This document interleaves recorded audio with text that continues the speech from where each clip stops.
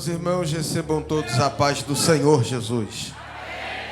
Feliz de poder retornar a esta casa uma vez mais e poder servi-los uma porção da palavra do Senhor. Eu quero louvar a Deus por esta rica oportunidade, porque todas as vezes que eu ministro a palavra de Deus, o que estou vivendo é cumprimento de promessa. Que Deus seja louvado nesta noite também, em Cristo Jesus, pela vida do pastor Fábio. Existe um dito entre nós que se diz que quando Deus quer nos abençoar, Ele nos apresenta pessoas. E eu sou grato a Deus pela vida do pastor Fábio. Conversamos por um tempo. Que Deus em Cristo possa abençoar a vida do Senhor, da pastora Patrícia. Vocês parecem um casal de pastores americanos. Já falaram isso para vocês? Que Deus possa abençoar a vida de vocês, viu? Todo esse ministério, corpo de obreiro, toda a igreja do Senhor, que Deus em Cristo possa abençoar as vossas vidas. Eu justifico a ausência da minha esposa, ela estaria aqui comigo hoje, porém, assim como eu estou no altar, ela também está. Hoje na nossa igreja o culto é na direção do exército de Déboras, e ela está na incumbência de dar continuidade a este trabalho, então ela não pôde me acompanhar, mas eu trago um abraço. Ela queria estar aqui, ela ama esta igreja, mas eu trago um abraço dela a todos vocês. Gente, eu quis fugir muito desse texto, mas quando eu dobrei o meu joelho essa semana pela madrugada e perguntei ao Senhor, o Senhor soprou esse texto no meu coração e eu fiquei relutante. E hoje, 6 horas da manhã, a gente foi para o centro de reabilitação. Nossa igreja tem um trabalho uma vez por mês. E quando eu cheguei lá, uma vez mais, eu relutei com o Senhor, estava lá, guerreando lá e pensando aqui, mas o Senhor não deixou me afastar desse texto. Então, por gentileza, localize Jeremias, capítulo de número 29, é o texto que nós vamos usar por base na noite deste dia. Bom seria que todos sentissem e vissem. O pastor Fábio foi muito feliz quando ele orou aqui, guerreou pelo ambiente espiritual desta casa, pois realmente, pastor, estava um peso, uma batalha. Mas quando o pastor orou, graças a Deus, eu senti aquele peso sair. Bom seria que todo crente tivesse ligado nisso, porque se cada crente se liga e percebe, já começa a interceder sem que o pastor precise mandar ou conduzir. Mas graças a Deus, o ambiente está mais leve. Jeremias 29, a partir do versículo de número 4. A minha versão diz assim: assim diz o Senhor dos exércitos, o Deus de Israel, a todos os que foram transportados, que eu fiz transportar de Jerusalém para a Babilônia. Edificai casas e habitai-as, e plantai jardins e comei o seu fruto. Tomai mulheres e gerai filhos e filhas, e tomai mulheres para vossos filhos e dai vossas filhas a maridos, para que tenham filhas e filhas, e multiplicai-vos ali e não vos diminuais. E procurai a paz da cidade para onde vos fiz transportar, e orai por ela ao Senhor, porque na sua paz vós tereis paz também. Porque assim diz o Senhor dos exércitos, o Deus de Israel: não vos engane os vossos profetas que estão no meio de vós, nem os vossos adivinhos, nem deis ouvidos aos vossos sonhos que sonhais, porque eles vos profetizam falsamente em meu nome. Não os enviei, diz o Senhor. Porque assim diz o Senhor: certamente que passados 70 anos em Babilônia vos visitarei e cumprirei sobre vós a minha boa palavra, tornando-vos a trazer a este lugar. Versículo 11, nós encerramos. Porque eu bem sei o pensamento que penso de vós, diz o Senhor, pensamentos de paz e não de mal, para vos dar o fim que esperais. Pai, unindo a minha oração com a do teu servo, eu te louvo, meu Senhor, por uma vez mais ter o privilégio de servir a tua igreja com a porção da tua palavra. Todavia, Pai querido, eu tiro a sandália dos meus pés e diante da tua igreja Eu declaro a minha total dependência a Ti, a minha total dependência ao Espírito Santo. Portanto, que não seja eu a falar, mas que seja o Senhor. Pai, eu te peço, começa a nos dar ligação perfeita e começa, ó Deus, a preparar os corações como terra fértil para receber a boa semente. Não permita, Pai querido, em nome do Senhor Jesus Cristo, que, ó Pai, pensamentos vazios venham arrebatar a nossa mente deste lugar. Ó Deus, se alguma coisa se opõe à pregação da Tua palavra, que neste momento seja neutralizado pelo poder e autoridade que há no nome de Jesus. Pai, fica à vontade em nosso meio, levanta quem está caído, fortalece quem está fraco, dá vigor ao cansado e multiplica a força daquele que já não tem mais nenhum vigor. Pai, eu te peço, não nos deixe sair da mesma forma que nós entramos neste lugar, porque a Tua palavra nos garante que o Senhor é um Deus galardoador daqueles que te buscam. Portanto, assim eu oro e desde já te agradeço em nome de Jesus. Amém. E você pode se assentar. Aleluia!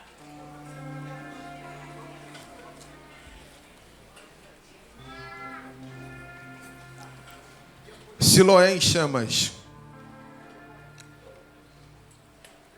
Jeremias é um dos profetas que profetiza acerca do cativeiro babilônico. Na verdade, o capítulo 19, como a epígrafe do texto diz, é uma carta aos exilados. Nesse contexto, Israel, ou melhor, Judá, já está vivendo o seu cativeiro babilônico. Cativeiro esse que teologicamente é chamado de cativeiro cirúrgico. Deus toma esta medida, permite o seu povo ser experimentado desta forma, dadas suas oscilações na presença do Senhor. Quem conhece o contexto da história de Israel, sabe que o povo de Israel sempre foi um povo muito oscilante na presença de Deus. Ora servia, ora deixava de servir. Ora era fiel, ora era infiel. Por isso, para que Deus, de uma vez por todas, acabasse com essas oscilações, Deus então vai permitir o cativeiro babilônico. E como eu disse, Jeremias é um dos profetas que profetiza acerca do mesmo. Quem olha para a biografia de Jeremias, quem olha para a história de Jeremias, pensa ou tem a ideia de que Jeremias é um profeta no tanto um pouco estranho.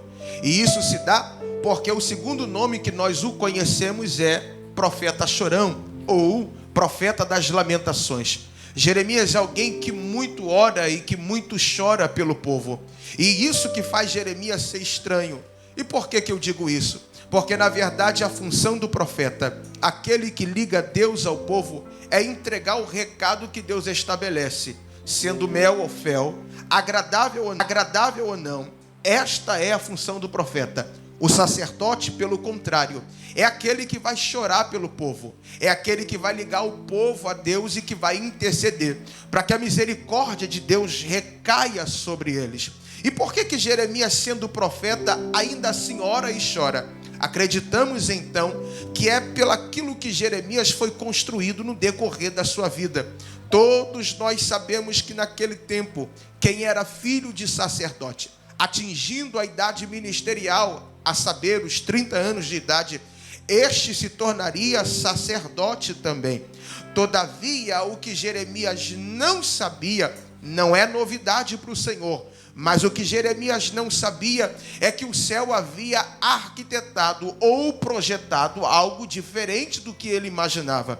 Jeremias tem toda a sua história, toda a sua trajetória, infância, adolescência, juventude, sendo pautada na seguinte questão: Jeremias, quando você crescer e assumir a idade ministerial, você se tornará sacerdote.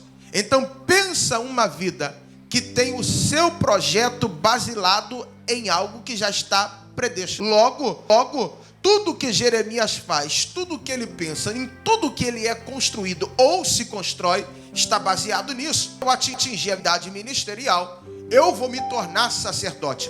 Todavia, o capítulo de número 1 é onde Deus apresentar a Jeremias. E quando Deus se apresenta a Jeremias, é para desconstruir tudo aquilo que projetou e tudo aquilo que um dia talvez ele sonhou. Porque Deus, quando fala com ele, diz: antes que você se formasse no ventre da sua mãe, eu já te conhecia, e no ventre te santifiquei e te dei as nações por profeta. Então Deus agora vem desconstruindo tudo aquilo que Jeremias construiu dentro de si, para na verdade anunciar aquilo que o céu já havia projetado. Porque Deus, ainda que Deus sempre quis que a nação não se perdesse, entenda, na sua onisciência, e por causa da sua onisciência, Deus nunca é pego de surpresa. Então, ainda que a terra, ou ainda que Jeremias, na ótica da terra, tenha projetado toda a sua vida a cunho de exercer o sacerdócio, Deus já tinha estabelecido, como ele mesmo disse, que ele seria profeta. E quando Deus anuncia o chamado de Jeremias, qual é a resposta do moço? Não. Jeremias coloca uma negativa diante do chamado. E pasme, igreja do Senhor, se você me perguntasse o que eu acho da resposta de Jeremias, para mim esta resposta é a mais natural. Porque pensa você, arquitetada toda a sua vida, você projeta, você faz sonhos, até porque eu costumo dizer que há uma diferença daquele que vive e daquele que existe. Aquele que vive projeta, aquele que vive sonha, aquele que vive quer chegar a algum lugar. A diferença daquele que existe é aquele que vai viver no dia após dia. Se vier alguma coisa de bom, veio, e se não vier, para mim tanto faz.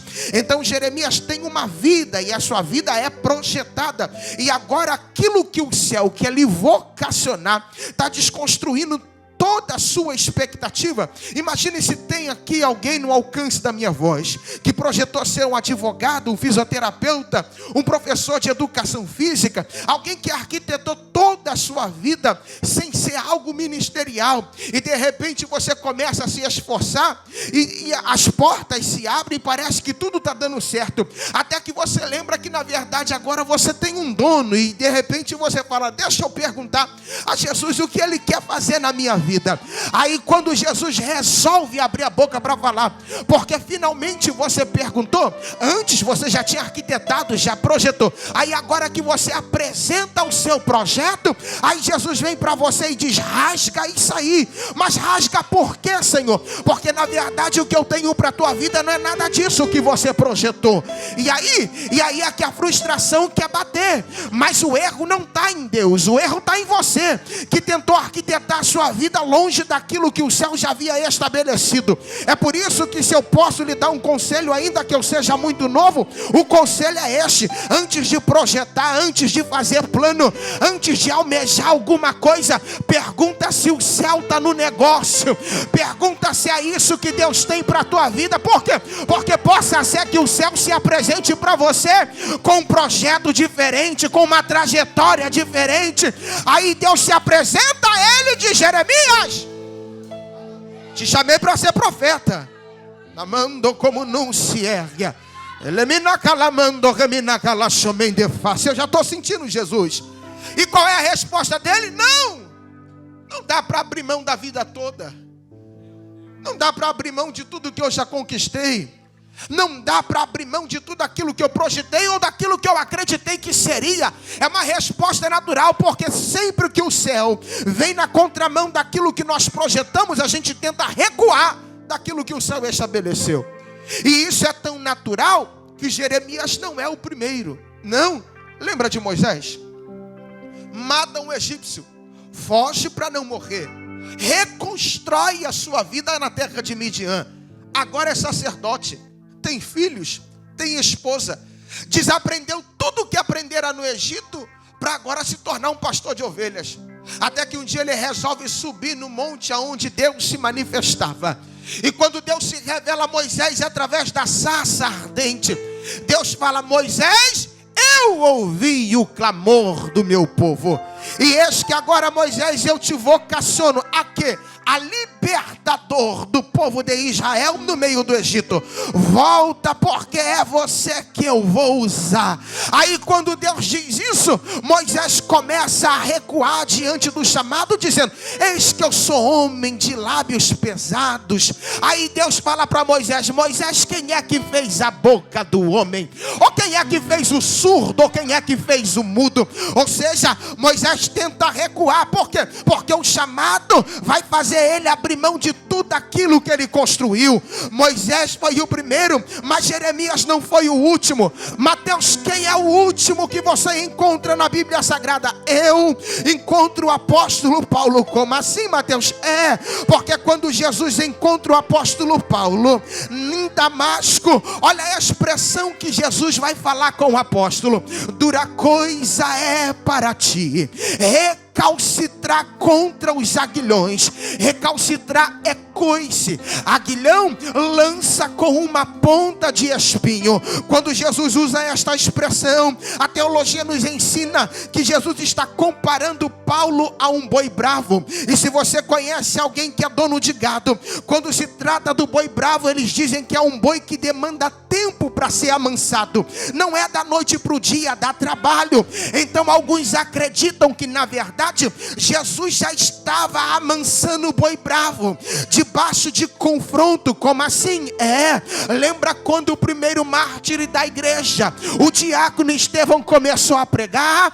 Atos dos Apóstolos, capítulo de número 7, vai registrar para nós a seguinte coisa. E o que? É que a face de Estevão era como que de anjo, e o sermão confrontou tanto que eles rangeram os dentes por causa da palavra. Quem é que estava ali sendo confrontado e consentiu na morte do apóstolo de Estevão? O apóstolo Paulo. Então acredita-se que de tempo em tempo, a cada perseguição, a cada mensagem do evangelho anunciada, Paulo estava sendo sempre confrontado.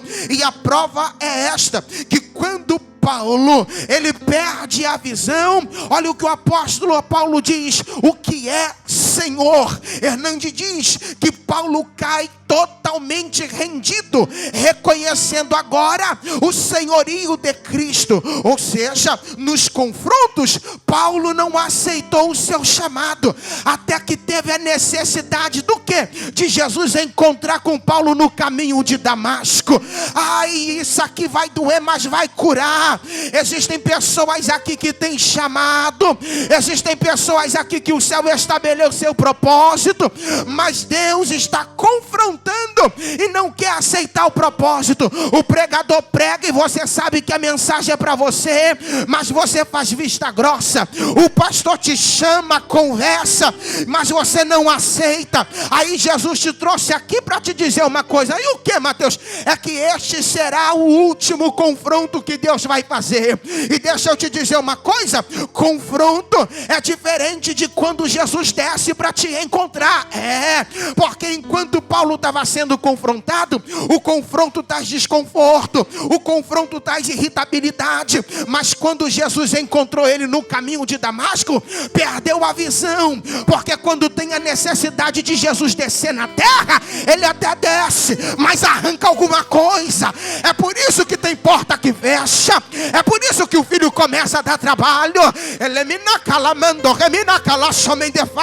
É por isso que algumas coisas saem do lugar. Por quê? Porque já era para tu ter aceitado o propósito, mas você está fugindo.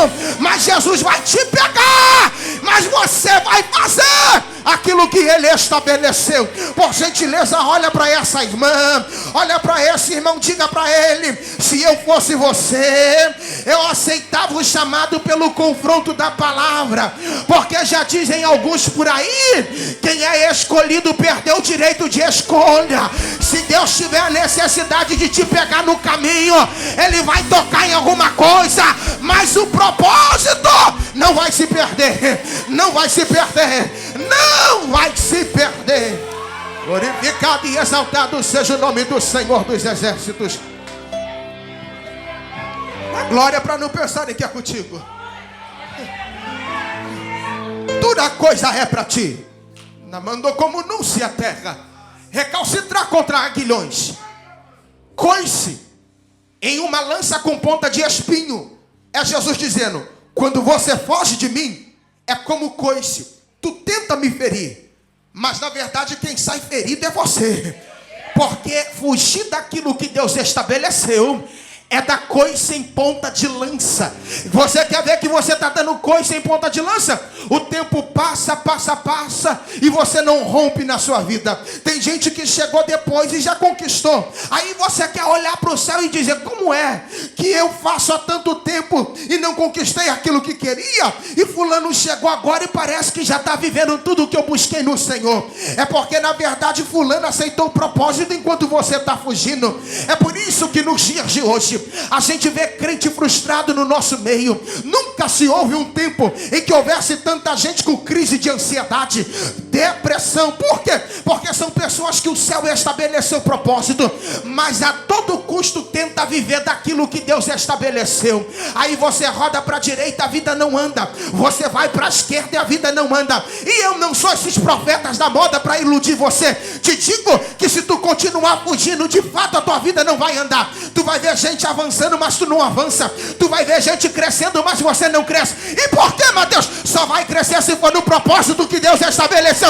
Só vai dar certo se for no propósito que Ele estabeleceu. Glória. Glorificado seja o nome do Senhor dos Exércitos. Fica comigo que a gente vai chegar lá. Então, acreditamos que talvez Paulo fosse o último a fugir daquilo que o céu estabelece. Jeremias, ele diz: eis que sou uma criança, Senhor, e eu não sei falar. Então Deus brada: não digas que é uma criança, porque aonde eu te mandar você irá, e o que eu mandar você falar, você vai falar. Todavia, Deus é alguém que entende as nossas limitações. Não pensa que Deus vai nos fazer abrir mão de alguma coisa sem que Ele não nos conheça por dentro. Deus sabe que não é fácil.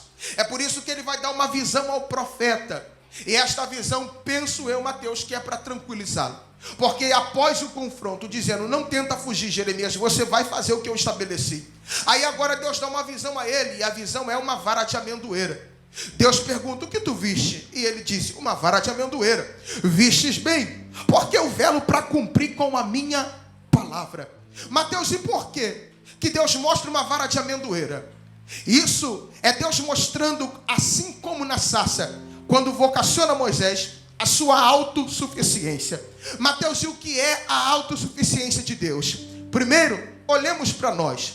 Quando a ciência e a filosofia olham para a nossa vida, eles dizem que a nossa vida é uma vida desnecessária e uma vida totalmente dependente. A ciência diz que se nós, a humanidade, deixássemos hoje de existir, tudo que foi deteriorado por causa das nossas construções, em 50 anos seria regenerado. E aquilo que Deus estabeleceu permaneceria no seu curso natural. Logo, a terra e tudo que nela há não precisa de nós para continuar existindo e para continuar no seu curso natural. Por isso a ciência e a filosofia olham para nós e dizem: a nossa vida totalmente desnecessária. Porém, eles dizem que é desnecessária e dependente. E por que dependente? Aí é fácil de você entender. Porque para vivermos, para existirmos, precisamos comer, precisamos vestir. Pasme, igreja, o ser humano não conseguiria viver até mesmo sem sociedade. Até de sociedade, até de pessoas à nossa volta, nós precisamos para que doenças psicossomáticas não nos tomem.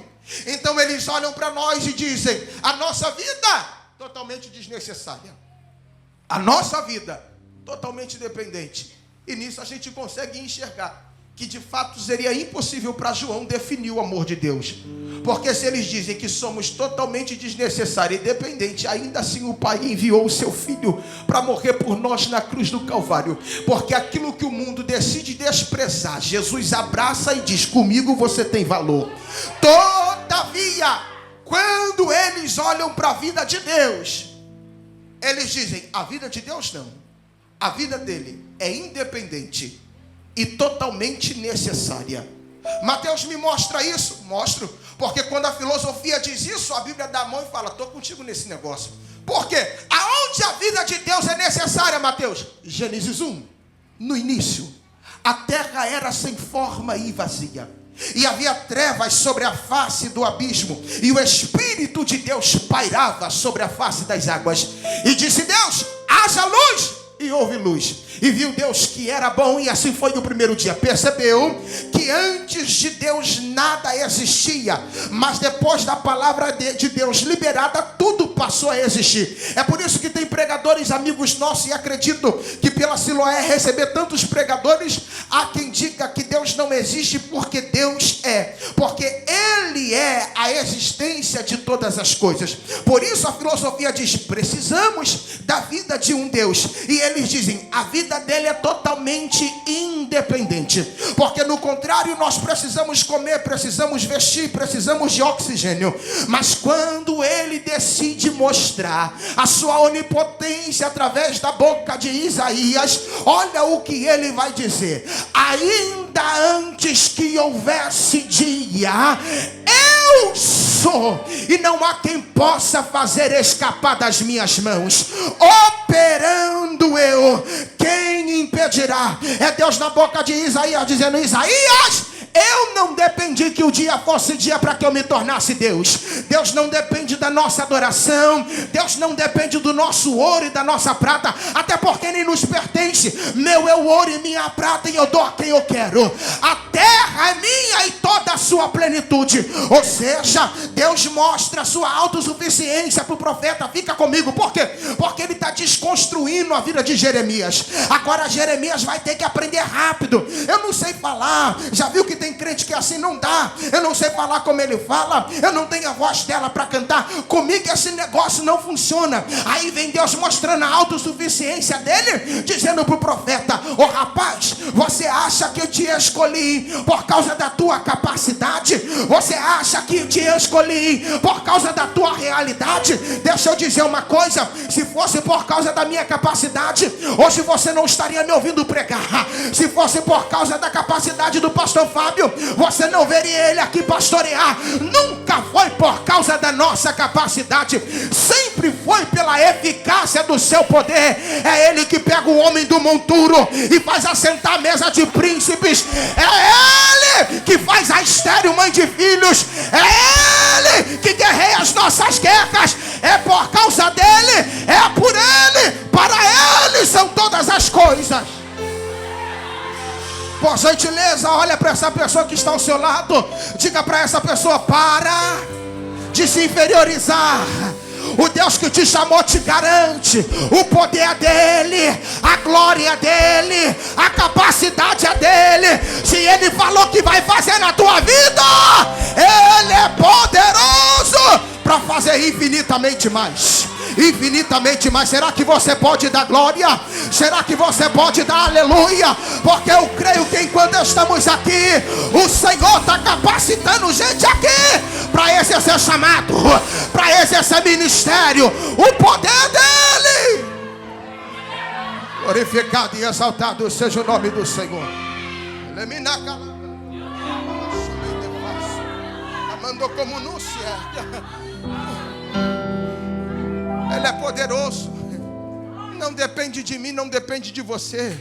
E deixa eu te contar. E as promessas geralmente que ele faz aí, que vai mais contra a nossa realidade mesmo.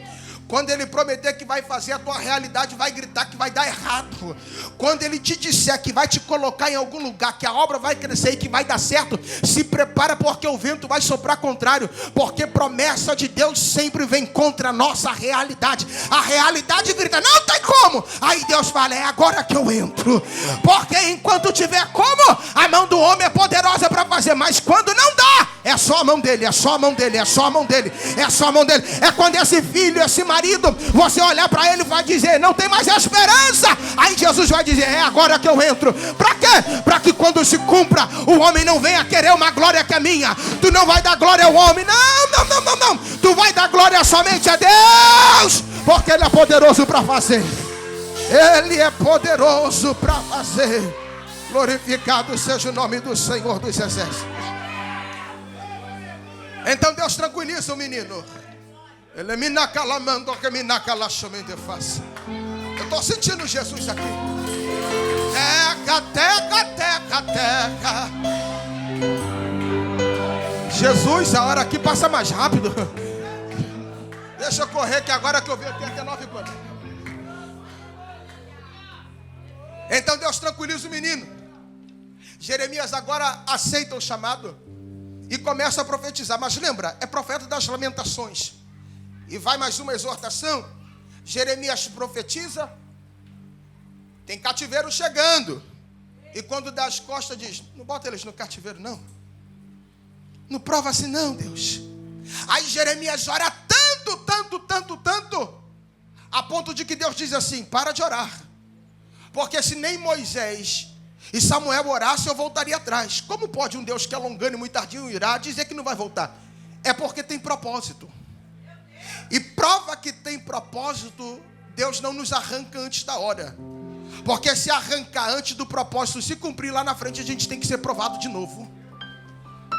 Aí Jeremias começa a profetizar, até que quem ouve a profecia se situa do que vai acontecer e começa a se levantar contra Jeremias. Aí agora Jeremias ferido, porque o povo que ele orava está se levantando contra ele. Aí ele vai olhar para Deus e vai dizer, prova eles, Senhor. Bota num cativeiro mesmo. Aí eu acredito que na psique de Jeremias, Deus iria elogiar a postura agora, mas não, é repreendido. Deus chega para ele e fala assim, ô rapaz, tu está cansado com quem corre a pé? Quem dirá quando você tiver que disputar com quem corre a cavalo? Mateus, não entendi. Aí Deus explica isso para Jeremias.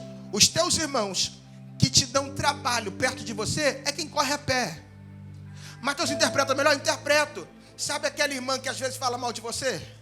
É quem corre a pé. Aqui Deus quebra e faz te pedir perdão. Só que você quer usar desculpa o quê? Eu vou sair. Por quê? Porque estão me perseguindo dentro. Está preparado para disputar com quem corre a cavalo lá fora? Porque lá fora vai te usar, lá fora vai te humilhar, vai te tratar como lixo e vai te jogar fora. Aí Deus está dizendo, está se cansando com quem corre a pé. Aqui Deus trata, aqui o pastor exorta, aqui tem liderança para puxar a rédea. Vai querer ir lá para fora mesmo? Está preparada para correr com quem corre a cavalo? Capítulo 29. Aquilo que Jeremias ora para não acontecer, na verdade agora acontece. O povo está sendo provado. E deixa eu dizer uma coisa. Em 2 minutos, deixa eu abrir um parêntese. Eu não sei se já falei isso aqui, mas existe um pensamento errado que é comunado no meio da igreja. Qual? Que Deus não nos prova além daquilo que nós suportamos. Quem já ouviu isso? O mesmo Paulo que escreve isso, que Deus não nos tenta além daquilo que suportamos. Paulo diz, não nos veio tentação sobre-humana. Quando ele usa essa expressão, ele está dizendo, olha, essa tentação aí não é nada espiritual que excede a sua resistência, não. Todavia, esse Paulo que diz que não sobreveio tentação sobre-humana, é o mesmo Paulo que diz para Corinto, por amor de vós, fomos provados além do que podíamos suportar. Porque há momentos, sim, que a prova vai vir além da estrutura. E ela dá sinais. Porque quando você olha para o capítulo de número 29, tudo que Deus está ordenando é cotidiano de vida. Como assim, Mateus? Casem-se. Dê-se em casamento. O povo judeu é um povo festivo, que preserva a sua descendência a ponto de ferirem a lei de Deus. Porque Deus nunca aceitou a poligamia.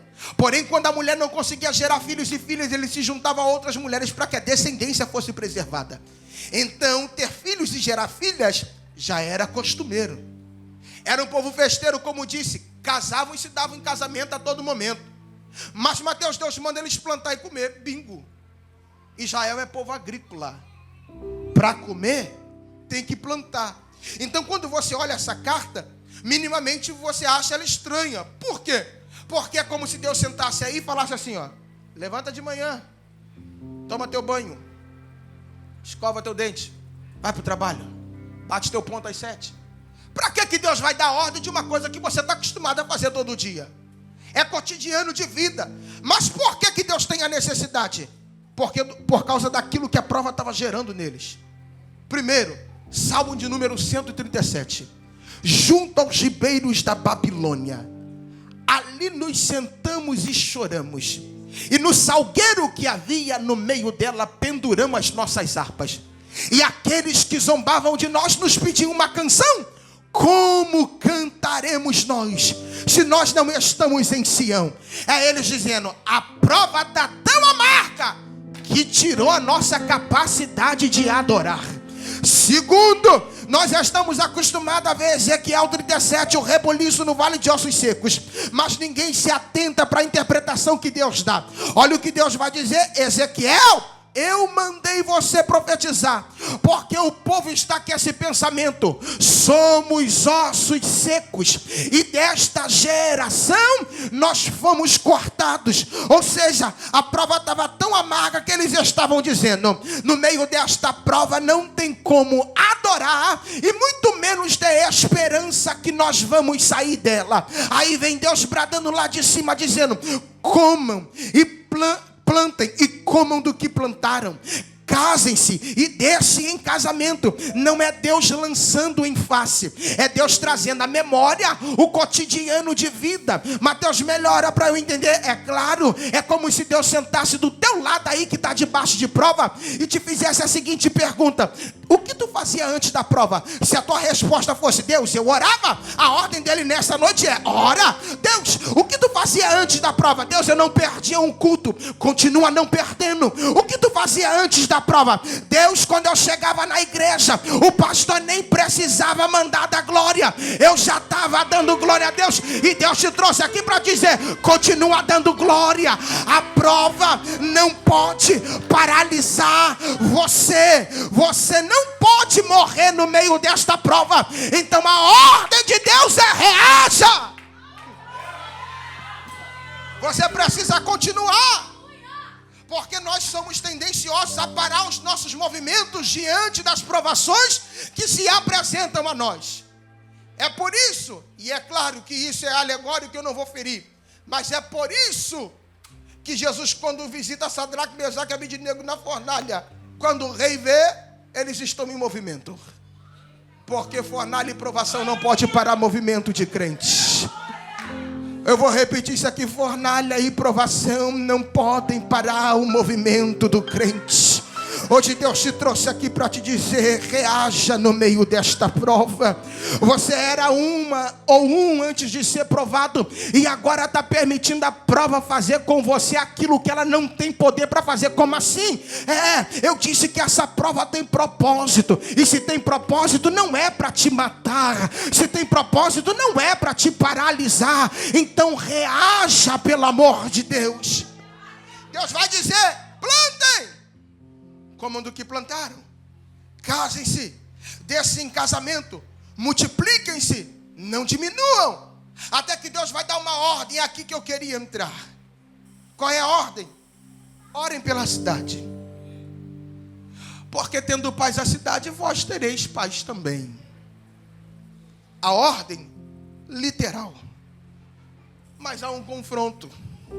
Por quê, Mateus? Lembra quando Israel, por ser uma igreja bíblica, eu acredito que muitos saibam, Israel, antes de ser 2 reinos, era uma nação. Foi dividida por causa do pecado do povo.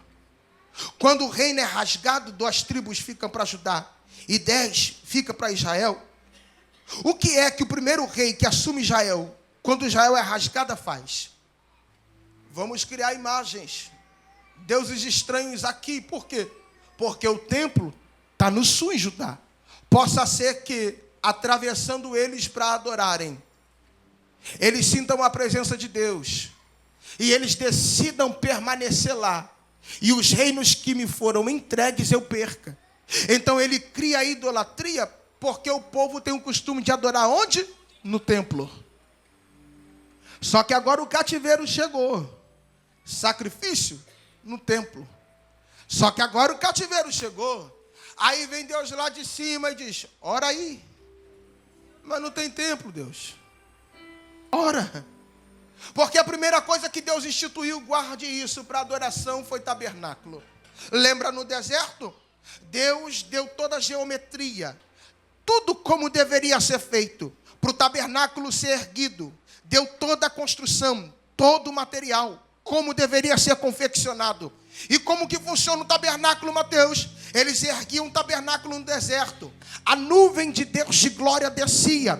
E Deus se manifestava no meio deles. E aí é que acabou o momento do culto. Desmonta o tabernáculo. Caminha mais um pouco. E lá na frente, se tiver vontade de adorar, ergue de novo. Qual é o problema desta geração? A nossa. É que culto para eles é só no templo. Adoração só no templo. Só busca no templo. E não lembra de erguer tabernáculo dentro de casa.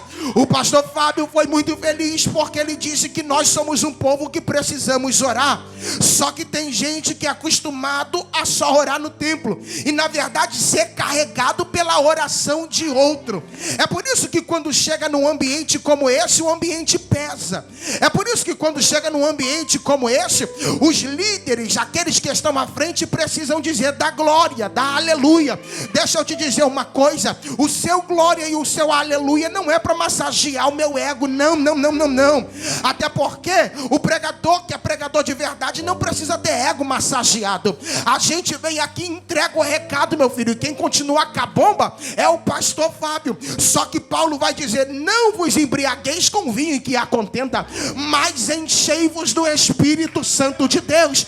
Paulo se enche como? Salmodiando, cantando hinos espirituais e adorando o nome do Senhor. Porque uma coisa minha pastora disse e eu nunca esqueci: o crente quando diz que está fraco, está sem poder de Deus. E como que se enche de poder? Se chega num ambiente como esse, não dá glória. Chega num ambiente como esse, não dá aleluia. Aí tem crente que é crente domingueiro e às vezes só vem no domingo por causa do trabalho. Chega na segunda, não ora. Chega na terça, não ora. Chega na quarta, não ora. Vem na quinta-feira, não ora. Aí chega num domingo desse aqui, cruza os braços e quer que Jesus faça alguma coisa. Deixa eu te dizer uma coisa: 2 horas não resolve o problema da tua vida. A ordem do céu para você nessa noite começa a erguer tabernáculo. Quando chegar em casa, chega no teu quarto, fecha a porta, dobra o joelho e já começa a invocar o nome do Senhor. Na terça-feira, dobra o teu joelho e invoca o nome do Senhor. Está na hora de começar a erguer tabernáculo. Quer que o culto seja mais leve? Busca Jesus dentro de casa. Quer que os negócios comecem a andar? Busca Jesus dentro de casa.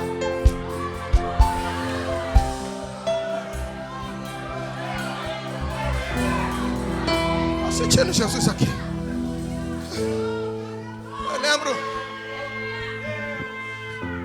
Eu lembro uma vez que eu levantei 7 horas da manhã. E como já é passado, Deus já recebeu, já me deu o que eu tinha que receber. Mas eu levantei de manhã com propósito: jejum, oração. Minha esposa e minha filha dormindo. 7 horas arrumei, dobrei o joelho na minha sala e comecei a oração. E aí, Mateus, glória pura, nada. Senti foi uma presença ruim nas minhas costas. Falei: que negócio é esse? Porque crente vive guerra. Segundo dia, jejum, oração. Dobrou o joelho. E aí, Mateus, céu na terra? Céu nada. Estou sentindo aquele tinhoso de novo. Até que chegou o 3º dia. Minha filha ainda é uma criança. Vai fazer 4 anos agora em junho. Deixa a casa toda bagunçada.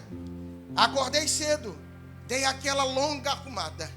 Ajeitei o sofá no 3º dia e falei: Deus, eu não estou dobrando o joelho para sentir presença maligna, não. Eu sei que a terra é escabelo dos seus pés e que os céus dos céus não te comportam. Mas deixa eu fazer um pedido, Deus. Senta aqui. Entra aqui na minha sala, porque eu estou fazendo isso para buscar a tua face. E aí, Mateus, e aí que eu não orei mais? Por quê? Porque a glória tomou a casa. E quando a glória toma a casa, me desculpe, eu sei que tem dia que dá para rodar, eu sei que tem dia que dá para falar em línguas, mas por padrão, quando a glória de fato toma, é como os mais antigos dizem, é gemidos inexprimíveis, é lágrima que rola e soluço, meu filho. E aí consegui orar, consegui nada, só chorei na presença dele. Se tinha cramunhão foi embora, se tinha peso foi embora, porque aonde a gente invoca a presença dele, Satanás bate em retirada. Então começa a erguer tabernáculo. Tá sentindo peso na tua casa? Ergue tabernáculo lá. O teu quarto tá pesado? Invoca o nome do Senhor lá, porque se ele descer na tua casa, Satanás vai perder. Satanás vai perder. Satanás vai perder. Abre a boca para dar glória. Quem é de mistério entra no mistério, porque esta é a hora que a glória de Deus toma a casa. Namando como núncia, invoca o nome do Senhor aí, vai, ora. Dá glória, dá glória, dá glória, dá glória, dá glória, dá glória. Namando como núncia a terra. Glorificado e exaltado seja o nome do Senhor. Glória a Deus. Entendeu por que a gente manda tudo a glória? Porque Jesus te enche, meu filho. Lembra quando o pastor Fábio orou para que cansaços fossem repreendidos? Porque nem todo cansaço é físico. Tem cansaço que é seta maligna. E coisa espiritual só se resolve com ferramenta espiritual. Então eu vou insistir mais um pouquinho. Dá glória aí, dá aleluia aí. Fala para Jesus: Jesus, eu estou aqui. Eu não estou muito bem não, mas eu vim, Jesus. Deixa eu sentir a tua presença. Glorificado seja o nome do Senhor. Eu tenho 2 minutos. Aí Deus está dando a ordem para eles. Ora aí. Oh, Deus tem templo não. Ora. A ordem literal. Mas no pedido e na ordenança um confronto. Não tem templo, né? O ambiente não está propício. Ora. Aí até que Deus agora vai exortar uma coisa que nós não podemos fugir. O quê? Ele diz: não acreditem nos profetas que têm profetizado no meio de vós. Eles profetizam falsamente. Não acreditem nos sonhos que eles estão sonhando. Não sou eu, diz o Senhor. Porque certamente que passados 70 anos, Deus ele vem e exorta acerca dos falsos profetas que estão iludindo o povo. Porque uma coisa eu preciso ensinar e sei que é ensinado aqui. O quê? Nem todo culto Deus vai te dar vitória. Nem todo dia vai ser o teu dia. Vai ter dia, na verdade, que Deus vai gritar a senha de quem está do teu lado, mas não vai gritar a tua. Não sei se tu já viveu isso. Eu já. Já teve vez de estar tão quebrado, vaso. Tão quebrado. Que eu sabia onde tinha os mistérios. Aí eu sabia, se tu tinha dom, eu ia lá fazer minha oração, sentava na tua frente. Só para ver se Deus falava alguma coisa. E aí é que o culto fumegava. Culto fumegando, glória caindo, o vaso era tomado. 2 marchas vinham na tua direção. Quando tu pensava, minha senha, Deus falava com quem estava do lado.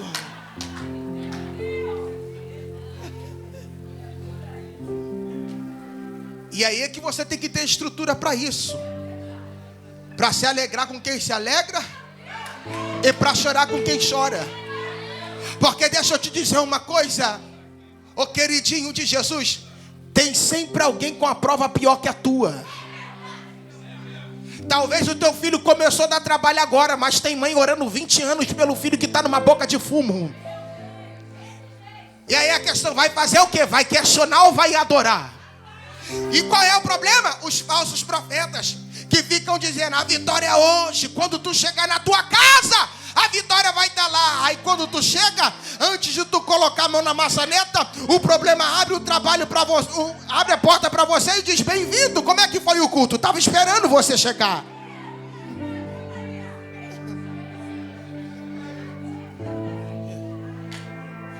E a culpa dos falsos profetas, 70% eles, 30% gente que vai atrás. Por isso que eu entendi a carta que nós encerramos. Porque é uma carta, ainda que não seja Novo Testamento, carta aos exilados. Deus vem incentivando. Comam, multipliquem-se, não desistem, orem pela paz da cidade. Porque olha o que Jesus vai dizer no final. Porque bem sei eu o pensamento que tenho de vós, diz o Senhor. Pensamentos de paz e não de mal, para vos dar o fim que desejais. Jesus incentiva, o Pai incentiva, para que eles não parem no meio do caminho. Por quê? Porque o final que eles desejam só vai viver quem não desistir na metade. É por isso que tem dias que o céu vem e te dá aquela chacoalhada. É por isso que tem dias que o céu vem e rasga e parece que a mensagem é só para você. Por quê? Porque o céu tem um final de glória para você. E deixa eu te dizer, se não for nessa terra, não se preocupa. Falso profeta é mister e tu vai ver muita gente brincando ainda. Mas breve o culto não vai ser na Siloé em chamas. Breve o culto não vai ser mais nesta terra. Breve ceiaremos com ele na glória e o culto vai ser lá, aonde seremos servidos pelo aquele que nos amou primeiro e nos resgatou do pecado e da morte. Com a permissão do pastor, posso pedir para se colocarem de pé? Se coloque de pé em nome de Jesus. Glorificado seja o nome do Senhor dos Exércitos. Olha para alguém que está ao seu lado, diga: não desista agora não. Mais forte, fala: não desista agora não. Tem um final de glória para você. Eu não te trouxe até aqui para morrer. Será que você se esqueceu? Eu penso mais alto que você, e o meu caminho é maior que o seu. Então levante a cabeça e volte a projetar, e não risque nada do papel, porque Ele é fiel e vai realizar. Quem começou a boa obra é fiel para terminar. No seu tempo e na sua hora, Ele tudo cumprirá. Passe os céus e passe a terra, sua palavra não vai passar.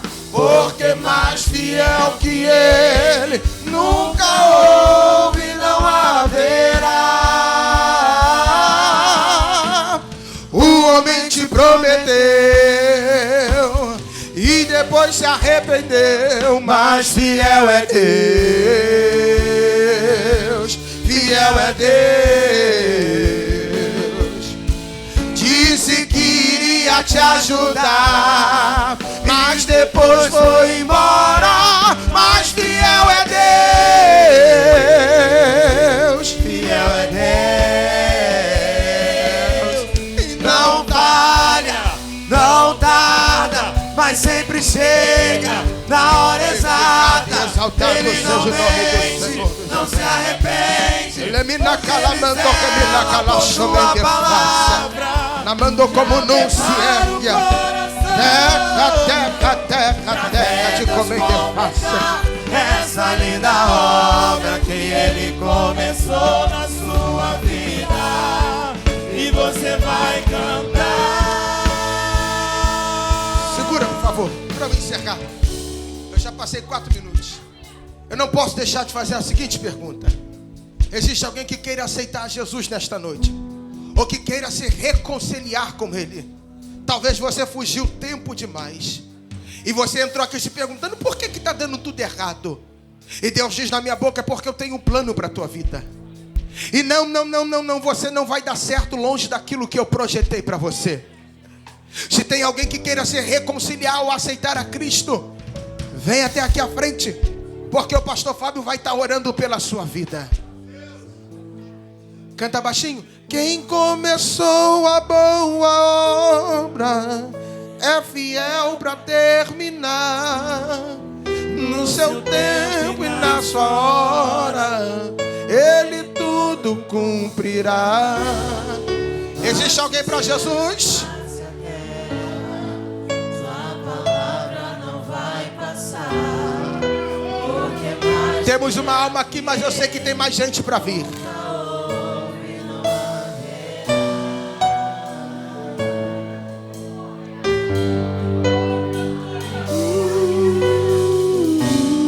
Tem mais gente vindo, mas eu sei que tem mais gente para vir.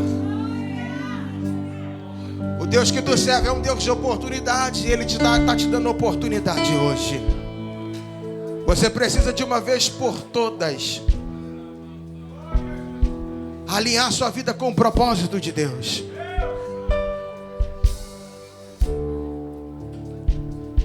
Tem mais gente que eu sei, mas eu não vou insistir. Mais um minuto para você tomar essa decisão e vir até aqui.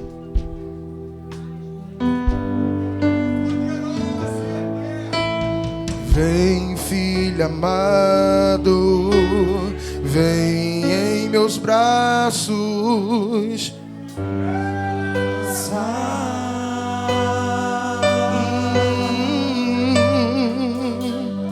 E bem seguro de Eu sei que tem mais gente. ao meu altar, e ali falarei contigo, com meu amor te envolverei. Quero olhar em teus olhos, tuas feridas sararei.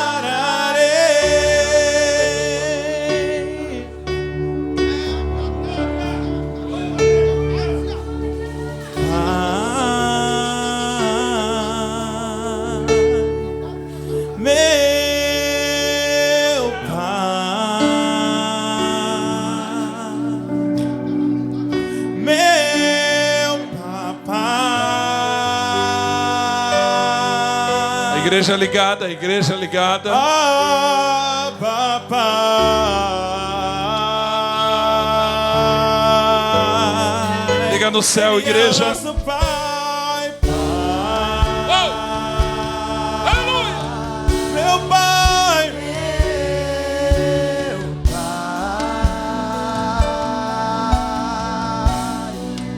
meu papai.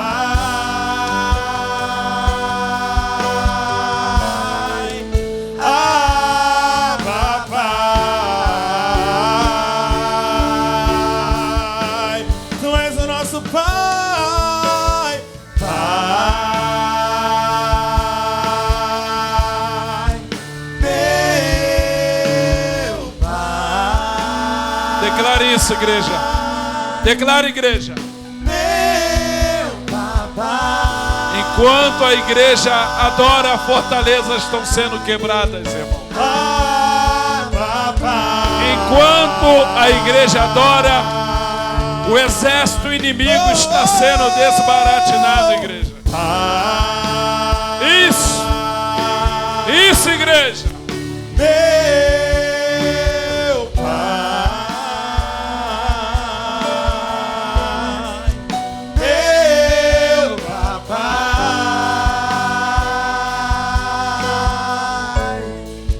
ah, papai.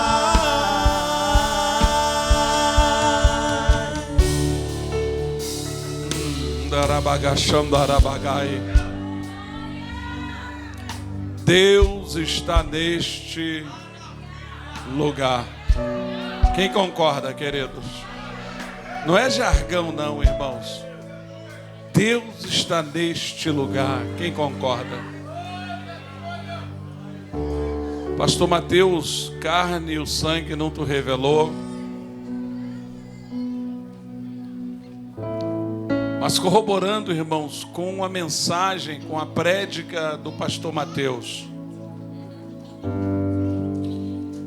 Algumas vezes ele falou e tornou a dizer que o homem jamais será feliz ou bem-sucedido fora do propósito que o Senhor determinou para ele. Foi algo mais ou menos assim, não foi? Mateus também disse pelo Espírito que é como se desse coice em ponta de lança. Só se fere. Você investe, não dá certo. Você entra no negócio, não avança. Você planeja, mas não rompe. Porque você está fora do querer e da vontade do Senhor. Querido, nós já iremos encerrar, mas eu preciso de 5 minutos da sua atenção, nada além. Porque, irmãos, tem coisas que a esposa falando parece que não encaixa. O esposo falando parece que não vai. Há quem diga que vaso de casa. Mas se não foi Deus falando na boca do profeta hoje, eu estou feliz, irmãos. Eu estou vendo jovens aqui. Eu não vou nem chamar de crianças, né? São jovens, irmãos, que estão aqui querendo Jesus. Mas você sabe que falta você.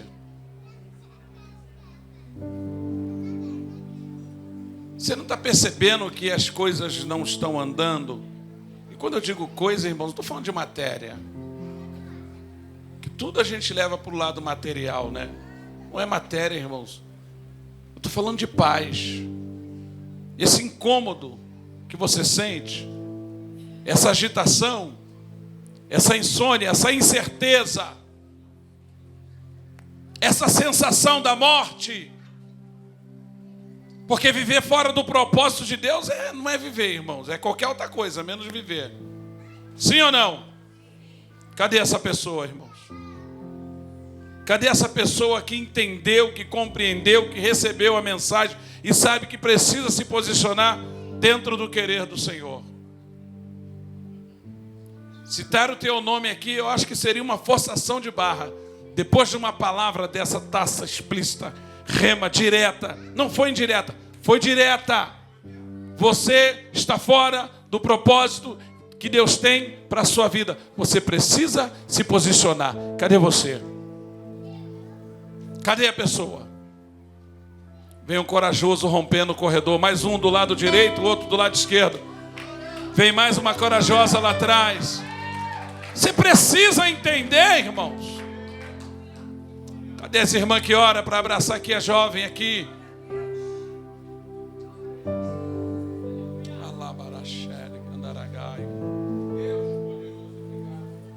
Nós vamos encerrar, irmãos.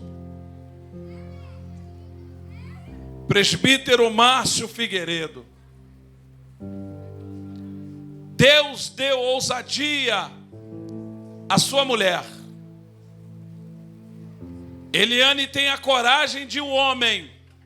Não distorça o que eu estou falando, hein? Eliane tem uma coragem de um homem. E Deus não te quer como covarde para fazer a vontade dele. Está entendendo, meu presbítero? Vontade do Senhor é te ver nos altares, pregando e ensinando a sua palavra. Deus te deu mais uma oportunidade de vida. No inteirinho da mensagem, Deus usou a boca do profeta. Até quando vai recalcitrar contra a vontade de Deus? O altar é o teu lugar. O altar é o teu lugar. Incertezas, vazios e sensação de morte tem te visitado. Mas pela palavra que nos foi ministrada hoje, Deus manda assim te dizer: ou você corre para o altar, ou a mão de Deus vai pesar sobre a sua vida. Assim manda te dizer Deus. Jaqueline Lopes, aqui na frente, por favor. Pastora Patrícia, desça aqui, por gentileza. Abraça essa mulher. Eu não tenho o que te dizer, Jaqueline, apenas te convidar para estar juntinha do altar. Deus vai fazer, mulher. Deus vai fazer, mulher. Noel Fabrício. Um homem do altar aqui para abraçar o Noel. Isso, corre. Vai um, vai outro. Quem vai? Pronto.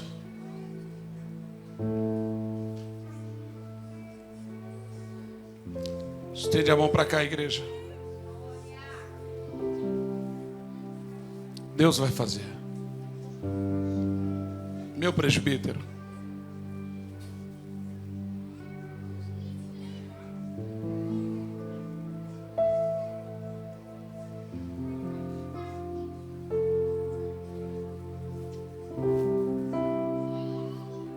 Deus não trabalha com substituição.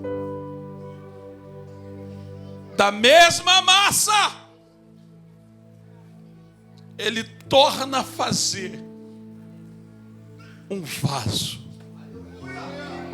novo, restaurado, renovado, para a glória do nome dEle. Estende a mão para cá, igreja. Arabagachere.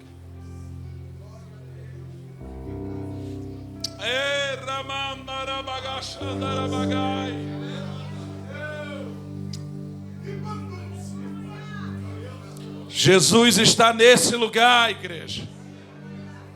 Vamos encerrar, queridos. É que tem culto que estende mesmo, se é por vidas. Que maravilha, pastor Bruno. Estende a mão para cá. Você que veio à frente, coloca a mão no seu coração. Pacto, renovo, aliança, restauração. Para viver o sobrenatural. Aquilo que as nossas vistas naturais não alcançam. Pai, em nome do seu Filho Jesus Cristo, do nosso Senhor e Salvador, nós apresentamos as vidas no pé do teu altar. Sabemos que o Senhor tem grande obra na vida de cada um de nós aqui. Mas hoje aprove ao Senhor selecionar os seus filhos para receberem este renovo, para então, Senhor, se aproximarem do altar e vir de encontro à sua chamada. Sabemos que o Senhor tem obra na vida dos teus servos e servas. Entendemos que o poder do Senhor se aperfeiçoa em nossas fraquezas. Como disse o apóstolo, quando pensamos que estamos fracos, é aí que nós nos encontramos fortes, por reconhecemos a nossa dependência no Senhor. E assim como foi ministrado nessa noite, que nós possamos reencontrar o caminho da oração, o cantinho da oração, o lugar da comunhão plena, do tete a tete, do penia a penia, da face a face com o Senhor, para que possamos receber os nutrientes necessários para nos mantermos de pé diante desta grande obra, Senhor. Porque é árduo, é estreito, mas o Senhor há de nos sustentar. Sabemos que o crente que ora sempre tem uma palavra, sempre tem uma direção, porque vem do alto. E nós assim queremos, ó Pai, te agradecer por tudo que o Senhor realizou no nosso meio, por tudo que o Senhor está realizando e aquilo que o Senhor vai realizar ainda muito mais. Quem crê, irmãos, nesta palavra, quem crê nesta oração, você pode dar um glória a Deus do tamanho para estremecer, irmãos. Abraça aí o seu irmão, abraça a sua irmã, aplauda ao Senhor, aplauda.